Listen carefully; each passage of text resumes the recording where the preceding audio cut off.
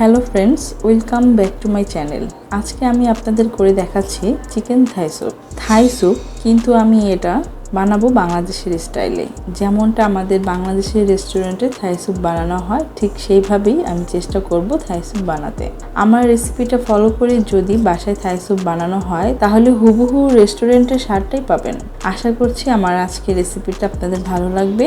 ভালো লাগলে অবশ্যই আমার চ্যানেলটা সাবস্ক্রাইব করতে ভুলবেন না।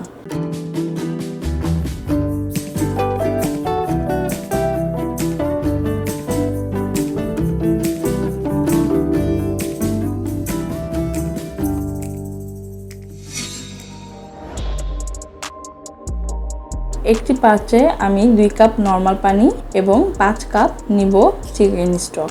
তাহলে আমাদের এখানে পানির পরিমাণ হবে মোট 7 কাপ।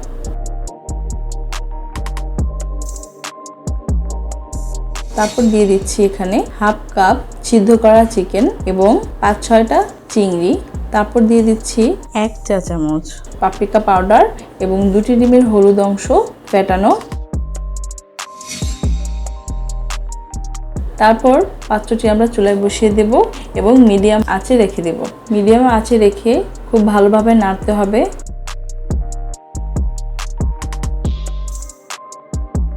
এর মধ্যে আমরা আরও কিছু উপকরণ অ্যাড করে নেব।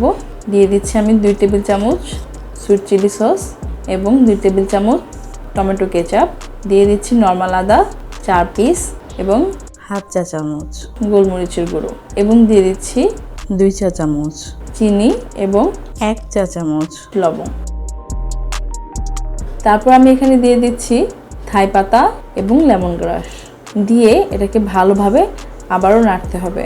খুব ভালোভাবে নাড়তে হবে যাতে কোনো সস জমাট বেঁধে না থাকে। হালকা গরম হয়ে আসলে এর মধ্যে আমরা দিয়ে দিব 3 টেবিল চামচ কর্নফ্লাওয়ার হাফ কাপ পানির মধ্যে গুলিয়ে এর মধ্যে দিয়ে দিব। দিয়ে আবারও ভালোভাবে নেড়ে নিব। তারপর আমরা দিয়ে দিব হোয়াইট ভিনেগার 2 চা চামচ দিয়ে ভালোভাবে নাড়ব। স্যুপটা কিন্তু ফুটে এসেছে এবং অনেকটা ঘন হয়ে এসেছে। স্যুপের মধ্যে খুব সুন্দর একটা কালার আনার জন্য আমি এখানে 1 চিমটি দিয়ে দিলাম রং। আমি এখানে জর্দা রংটা ব্যবহার করেছি এবং 5-6টা কাঁচামরিচ দিয়ে দিয়েছি। দিয়ে ভালোভাবে নেড়ে নিব। কিছুক্ষণের মধ্যেই আমার স্যুপটা কিন্তু অনেকটা ঘন হয়ে আসবে। স্যুপটা অনেকটা ঘন হয়ে এসেছে। দেখুন, আমি চামচ দিয়ে উঠিয়ে আপনাদেরকে দেখাচ্ছি। স্যুপটা একদম পারফেক্টভাবে তৈরি হয়ে গেছে। দেখুন, স্যুপের কালারটা খুব সুন্দর এসেছে এবং দেখতেও অনেকটা রেস্টুরেন্টের মতোই মনে হচ্ছে। স্বাদটাও কিন্তু রেস্টুরেন্টের মতোই। আপনারা বাসায় বানিয়ে খেলেই বুঝতে পারবেন যে আসলে স্বাদটা কীরকম।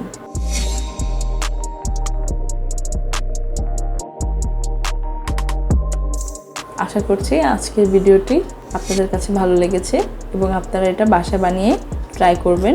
আজকের জন্য এ পর্যন্তই। সবাই ভালো থাকবেন। আল্লাহ হাফেজ।